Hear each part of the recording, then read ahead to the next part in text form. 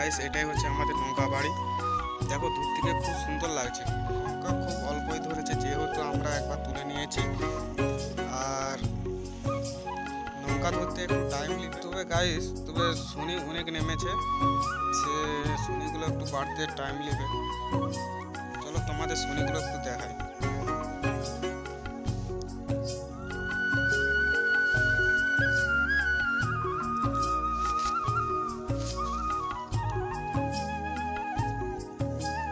তো গাইস মোটামুটি শনি অনেকেই নেমেছে, ওটা বাড়তে একটু টাইম নেবে। তো তো দেখো এটা হচ্ছে আমাদের জেঠুর নৌকা বাড়ি।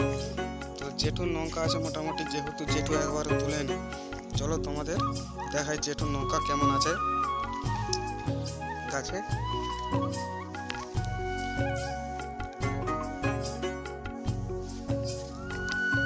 মোটামুটি গাছে নৌকা ভালোই আছে।